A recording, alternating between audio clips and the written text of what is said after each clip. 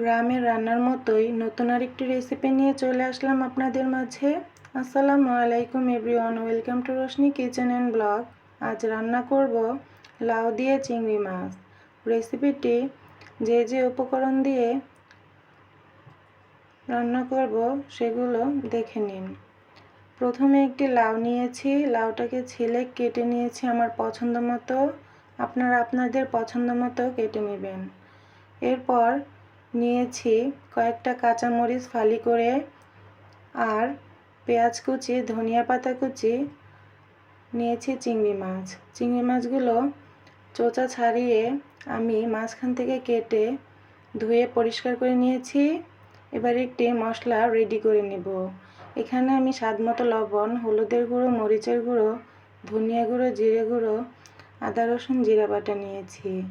এবার একটু পানি দিয়ে একটি চামচের সাহায্যে মশলাটাকে তৈরি করে নেব। এখন একটি কড়াইয়ে তেল দিয়ে তেলটা গরম করে নিয়ে মাছগুলো দিয়ে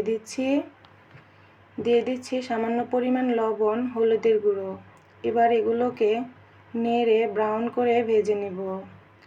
মাছটা যখন ভাজা হয়ে যাবে তখন একটি বাটিতে উঠিয়ে নিচ্ছি। এবার একই কড়াইয়ে আর কিছুটা তেল দিয়ে দিচ্ছি কেটে রাখা কাঁচামরিচ, পেঁয়াজ কুচি। এবার এগুলোকেও নেড়ে ব্রাউন করে ভেজে নেব। ভাজা হয়ে গেলে আগে থেকে রেডি করে রাখা মশলাটা আমি এখানে দিয়ে দিচ্ছি। এবার মশলাটাকেও তেল ওঠা পর্যন্ত কষিয়ে নেব। কষানো হয়ে গেছে, কেটে রাখা লাউটা দিয়ে দিচ্ছি। এবার এগুলোকে মশলার সাথে ভালোভাবে নেড়ে ঢাকনা দিয়ে ঢেকে কষিয়ে নেব। আমি এখানে কোনো পানি অ্যাড করিনি। লাউ থেকে যে পানিটা উঠেছে সেই পানি দিয়েই সেদ্ধ করে ভালোভাবে কষিয়ে নিয়েছি। এবার ঝোলের জন্য পরিমাণ মতো পানি দিয়ে দিচ্ছি। পানিটা যখন বলক উঠে আসবে এ পর্যায়ে ভেজে রাখা মাছগুলো দিয়ে দিচ্ছি। মাছগুলো দিয়ে ঢাকনা দিয়ে ঢেকে ঝোলটাকে টানিয়ে নেব। এই তো আমার রান্না শেষ।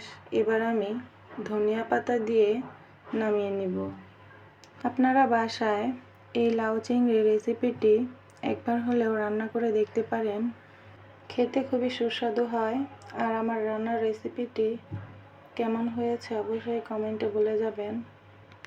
যারা এখনও চ্যানেলটি সাবস্ক্রাইব করেননি অবশ্যই চ্যানেলটিকে সাবস্ক্রাইব করে পাশেই থাকবেন নিত্য নতুন রেসিপি পেতে। সবাই সুস্থ ও ভালো থাকবেন। আল্লাহ হাফেজ।